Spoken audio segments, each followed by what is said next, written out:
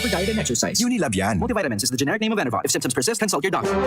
Radyo Balagon Kaito, DZGB Ngunyan, Anaino, pirming nanginginutan. Always number one. Always number one. DZGB, 729 kHz. Enot sa Bareta, Enot sa Gabos. Alas 12 sa isa. Ipinipresentar kan Radyo DZGB ang kabilugan kan mga baretang kinalap kan pinagsarong puwersa kan News Center asin Megaforce Patrol. DZGB Bareta alas 12. DZGB Bareta alas 12. Mga pinakahuling pangyayari sa Kabikolan, sa nasyon asin ibang parte kan kinaban. Iba Bareta na ngunyan. DZGB Bareta alas 12. Ngunyan ang sa inyong tagapagbareta. DZGB Bareta alas 12.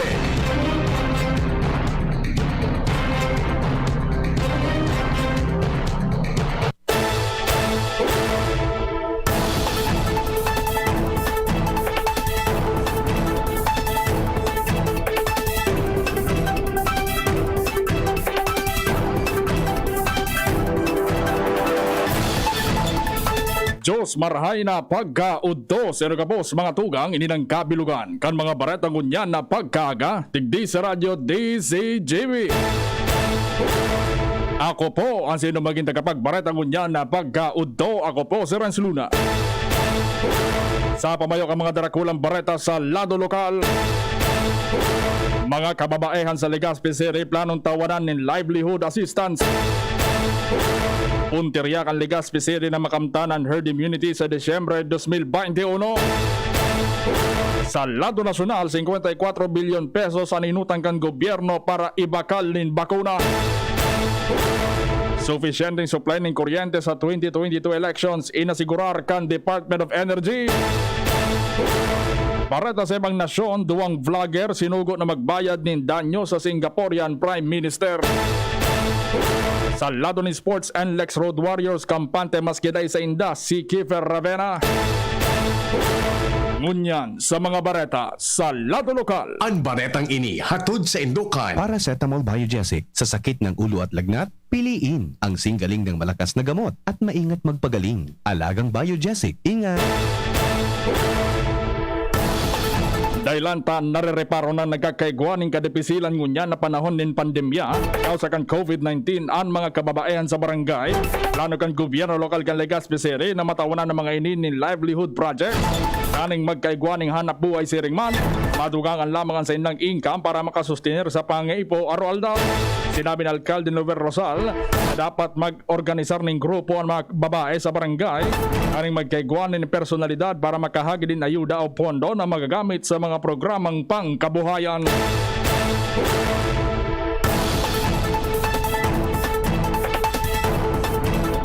Ang baretang ini hatod sa Indukan. Hair Brand. Tibay ngayon. Tulong para sa matibay na bukas. Nasa 95,964 ang doses din bakunang nagamit sa pagbabakuna sa mga Legazpeñong kaibahan. Sa priority group, 20% kay ni o 40,201 individual na kakompleto na kan bakuna o fully vaccinated na. Ilang datos na ipinaluwas ni Alcalde Noel Rosal manungod sa nagpapadagos na COVID-19 vaccination rollout sa syudad kan Legazpi. Sigun sa Alcalde, target kan lokal na gobyerno na mabakunahan in second dose ang 100,000 na persona o 50% kan total na populasyon sa bulan ng Oktubre 2021. Maliwanag ni Rosal na kaipuan na makapagbabakuna in maabot sa 140,000 na persona o 70% kan populasyon bago matapos ang bulan ng Desyembre 2021. Kaning marilisar ang herd immunity sa syudad.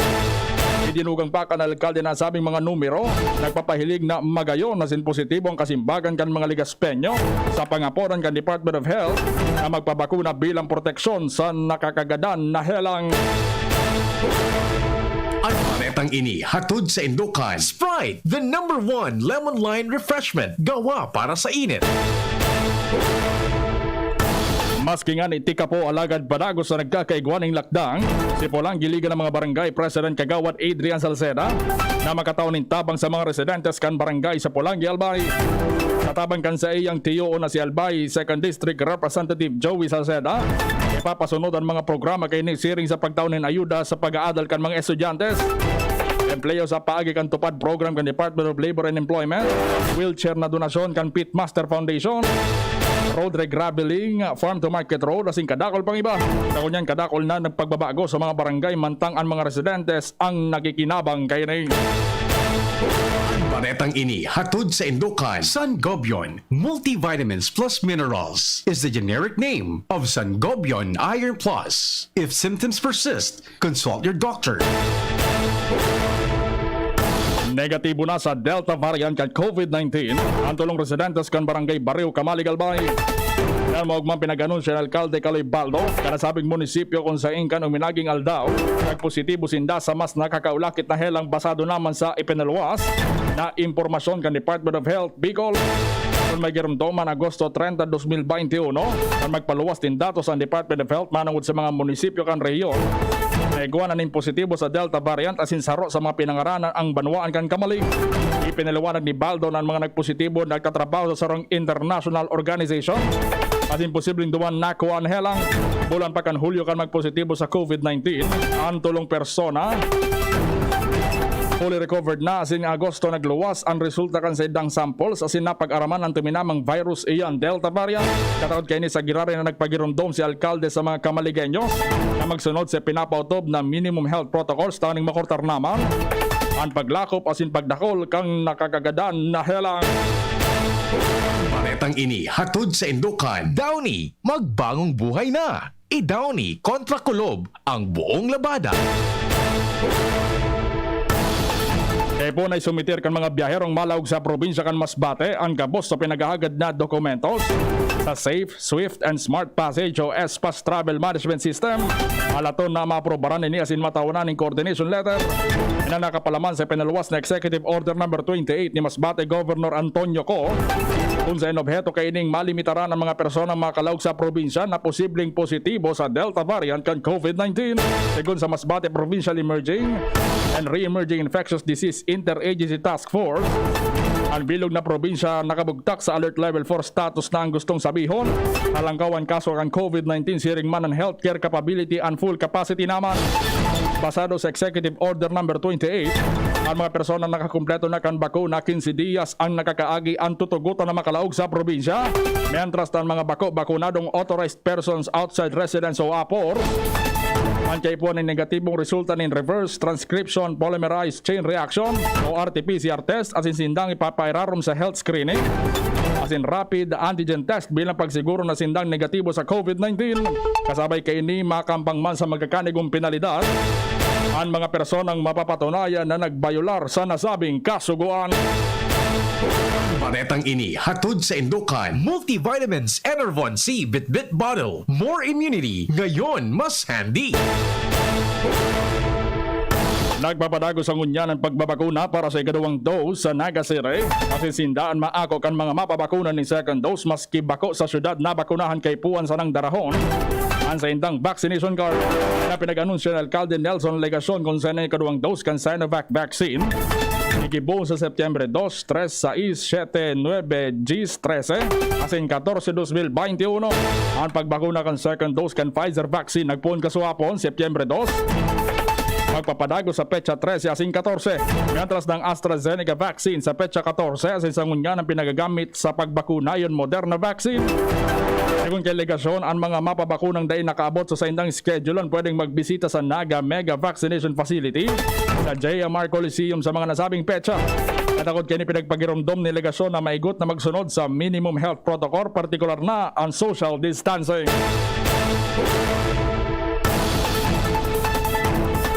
Nasa 86 na mga residentes kan barangay Balud asin Mandaon Masbate asin mga estudyante kan Balud Municipal College ang kwalipikadong naging beneficiaryo kan educational assistance halis sa Ako Bicol Party List. Yan ang pinag-anunsyo kan Ako Bicol kung saan ang nasabing mga estudyante nakapag-complain na kan mga pinag-aagad na rekisito sa sinsangon niya, nagalat na sana kan schedule para gibuhan na or sa gigibuhan na interview as in assessment kan Department of Social Welfare and Development o SW or DSWD Masbate. Kasabay kay di pinairaro man sinda sa orientation na sin nag-ilihir naman ng opisyales ano ko Bicol Balud Youth or Bridging Access with Leadership Unity and Development. Ang nasabing asistensya ka na ko Bicol para sa mga Bicolanong estudyante na magpapadagos tanganing mas mapadako ang matabangan na makatapos kan sa indang pag-aadal. Yan ang mga bareta sa lado lokal, masunod sa lado nasyonal. Pagkatapos kay Be, haranina ang naralaugan. Ready ka na? Bako lang ready? Doble ready! Kaya ta? Doble kaya ma!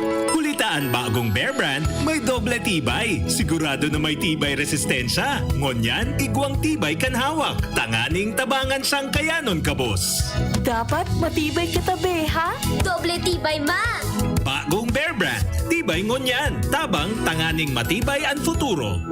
Doble tibay refers to tibay katawan with 100% vitamin D, calcium, and protein, and tibay resistensya nutrients with 100% vitamin C, iron, and zinc, together with 3 balanced meals. It has more nutrients versus previous formulation. This product is not suitable for infant feeding and is not a breast milk substitute.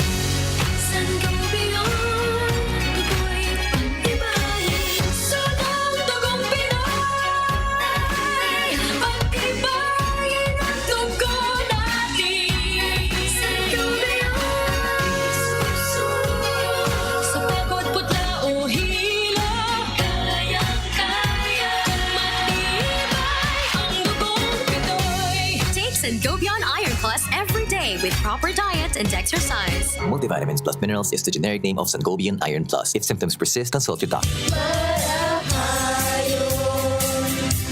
Pag ang kababaehan, igwa man na itabang, digdi sa barangay. Salamat po di Congressman Fernando Di Crowdedo da kami. Hindi mo niyang produktibo, Diyos mabalos man sa imo.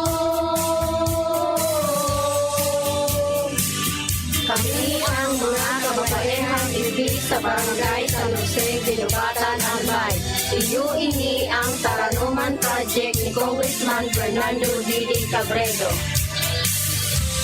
Pagkatapos ng napakaraming trabaho, sino ang kaya pang mag-asikaso sa bahay? Siyempre, yung di sakitin. Ang naka-Enervon araw-araw, may more immunity. Tulong para makaiwas sa sakit. With proper diet and exercise. Unilab yan. Multivitamins is the generic name of Enervon. If symptoms persist, consult your doctor.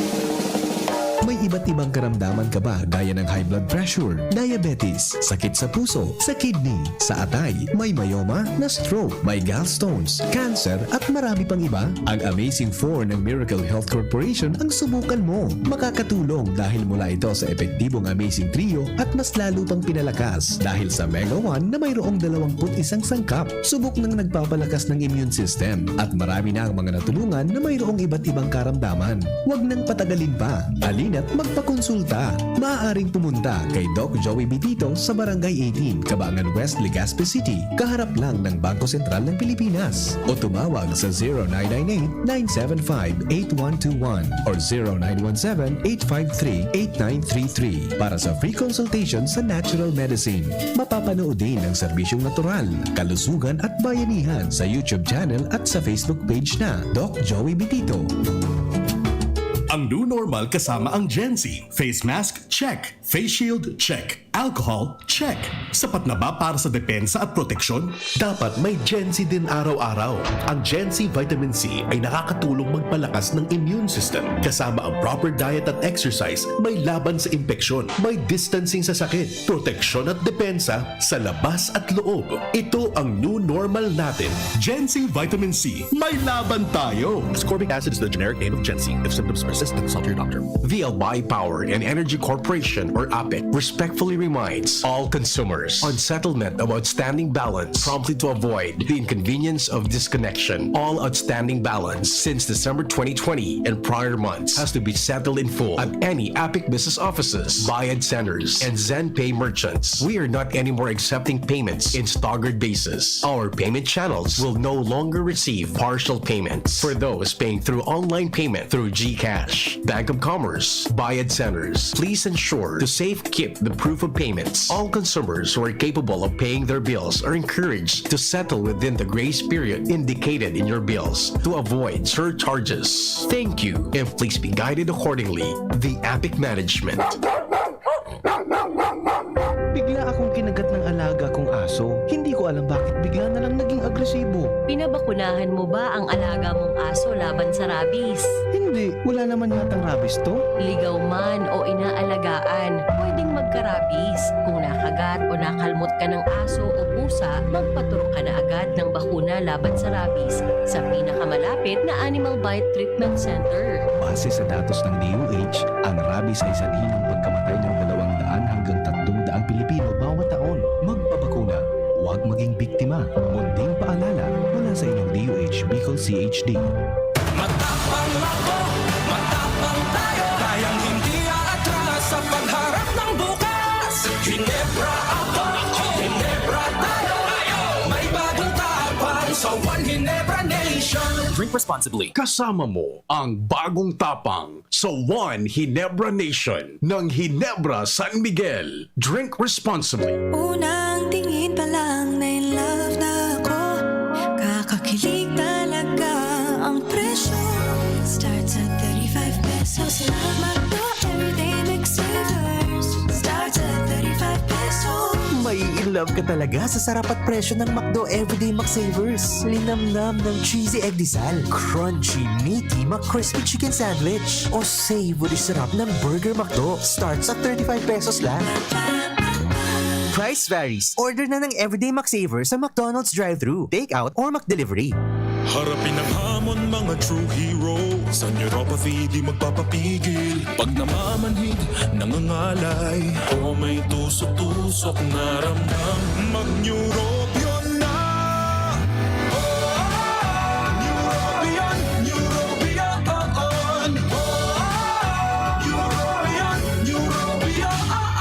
Take clinically proven Neurobion. It helps treat nerve damage and helps regenerate the nerves with proper diet and healthy lifestyle. Vitamins B1, B6, B12 is the generic name of Neurobion. If symptoms persist, consult your doctor. Si Pauline Luna po. Ang mga gamot at vitamins ng United Home, tulong para protektado ang pamilya ko.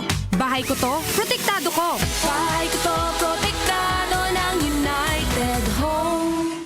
Gamot na panlagnat na masarap at sulit. Si Pauline Luna po. Para sa lagdat ng anak ko, United Home Kidulets. Bahay ko to, protektado ko.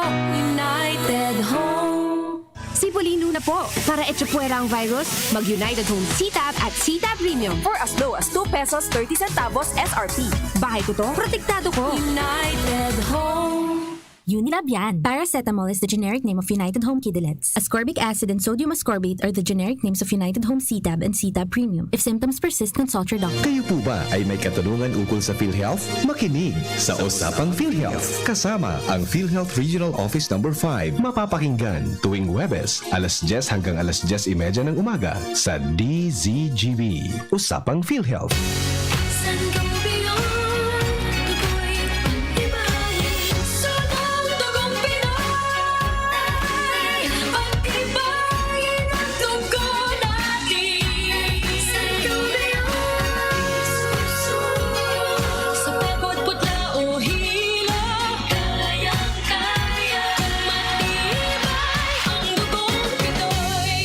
Sangobion Iron Plus every day with proper diet and exercise. Multivitamins plus minerals is the generic name of Sangobion Iron Plus. If symptoms persist, consult your doctor.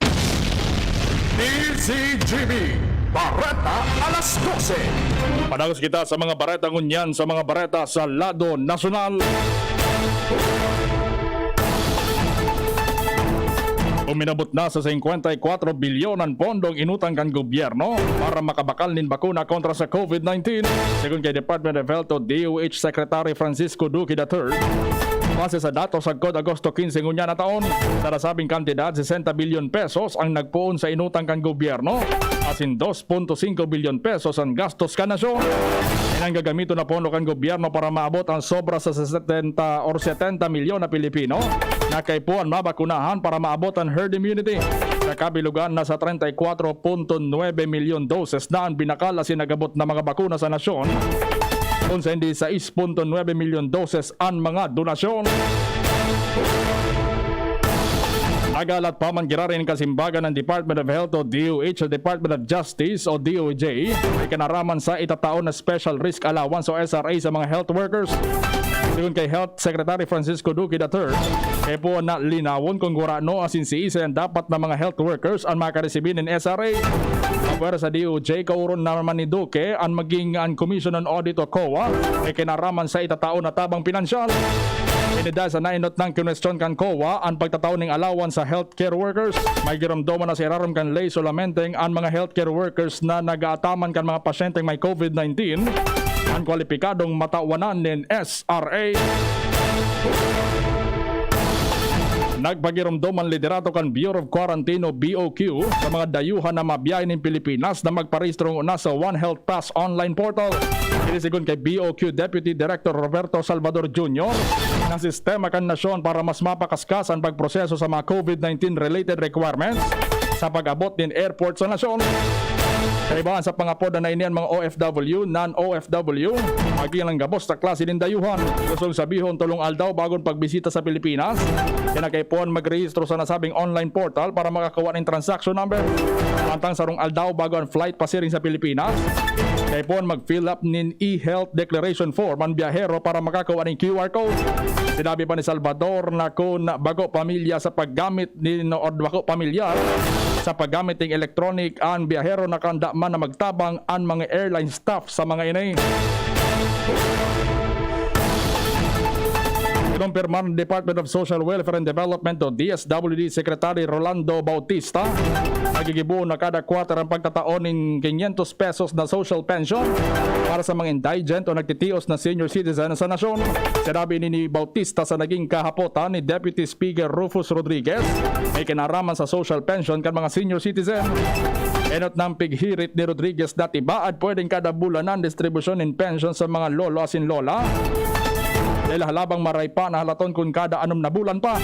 Pero saging kay Bautista poon sa primerong quarter kan 2022, ipapautob kan DSWD ang payout kada quarter o kada 3 bulan. Sa presente, manera kan distribusyon ng 500 pesos na bulanan na social pension para sa may edad ng benepisyaryo nakakuha sa naninda kada 6 na bulan. Sa giraray siniguro kan Department of Energy o DOE na warang kakulangan sa supply ng kuryente sa maabot na 2022 national election.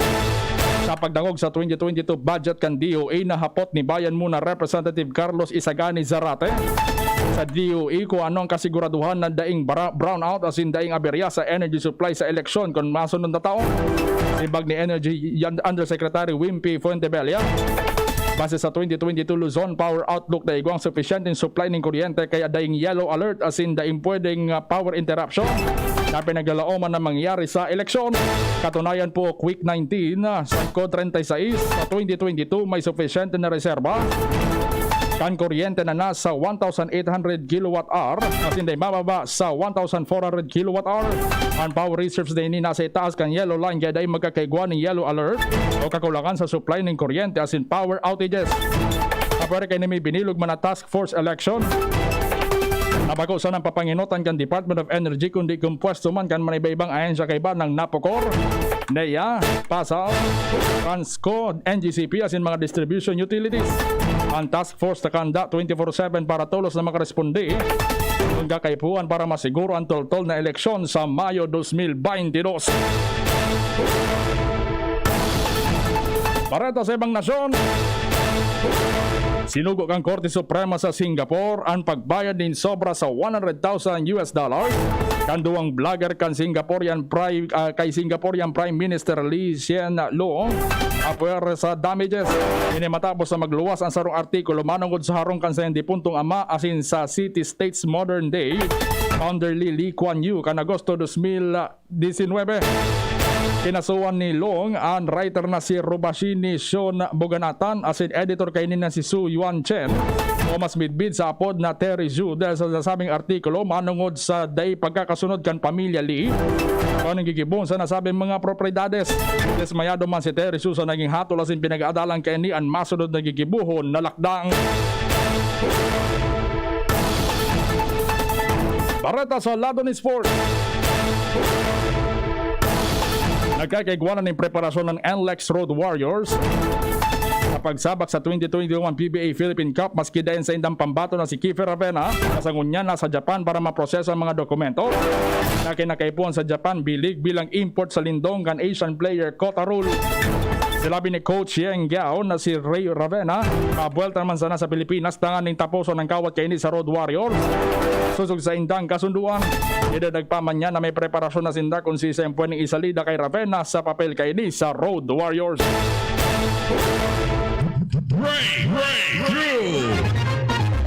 Switch button na po dyan may eksperto sa siyensya asin teknolohiya sa bagong nindang imbensyon na Curtin Smart Electric Motor. Battery operated ini asin applicable sa mobile app para sa full operation. Pwedeng iset ang gadget asin automatic na magbukas ang kurtina dahil sa sunlight sensor nakakabit digdi.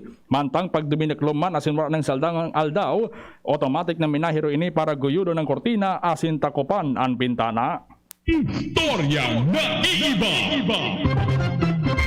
Sa paagi ng PC, ginuyod kan 8 Ukrainian strongmen ang pinagkasabing pinakadakula sin pinakamagabat na cargo plane sa kinaban sa distansyang 14 pie sa laog ni sarong minuto asin 14 segundos. Puro bodybuilders ang nagguyod sa aeroplano na sarong cargo plane na gibo sa Soviet Union kay ito pang 1988 asin may gabat na 628,300 pounds. Ginuyod kan 8 aeroplano sa Tarmak kan Hostomel Airport na harin sa Kiev, Ukraine. Ginibo kan 8 ang eksibisyon bilang parte kan selebrasyon kan ika-30 anibersaryo kan katalingkasan kan Ukraine. Plano nindang isumitiran sa inang nagibo sa Guinness World Records matapos ining rekonisyoneron o midbidon sa National Record Book kan Ukraine. Flashback. September 3 kan taon 1898 kan magluwas ang primerong issue kan La Independencia, ang periodical organ kan Philippine Revolution kontra sa Espanya. Pinag-edit asin pinundar ini ni General Antonio Luna, Supreme Chief kan Army sa irarom ni Emilio Aguinaldo. Nagpadagos ang publikasyon kan periodiko sagod kan Filipino-American War, apisar kan pag-pull out kaining editorial staff kaini dahil sa military duties asin sinalidahan ni Rafael Palma bilang acting editor. September 3 kan taon 1899 kan primerong ipublikar kan La Independencia, ang Spanish lyrics kan Philippine National Anthem na may titulong Filipinas na isinurat ni Palma. Si Palma na sarong poet asin soldado sarong staff kan La Independencia sa panahon na sinurat niya ang Pilipinas. Yan ang mga bareta. Sinurat dyan sa DZGB News Base. Matarabang-tabang News Director Edwin Peralta, Siyempre News Manager Mar de la Cruz. Ako po ang sinong naging tagapagbareta ngunyan na pagkaudto. Ako po si Renz Luna. Dahil maghalin ay magbuknat, masunod na programa ang Iskaramusa. Kay Bas Angel Mustasa. Pagkatapos na nagkapirang mga pakiramdam. Sa indong nadangog, ang mga dalakulang bareta, ngunyan na aldaw, ang tabayan ng giraray sa aga, ang sarupang edisyon, kan DZGB, Bareta alas 12. Abangan ang masunod na programa. Radyo Balagon ka ito. DZGB ngunyan. Ang nainot, pirming nanginginutan. Always number one. Always number one. DZGB 729 kHz. Enot sa Bareta. Enot sa Gabos. Philippine Standard Time, it's 12:34 in the afternoon. An oras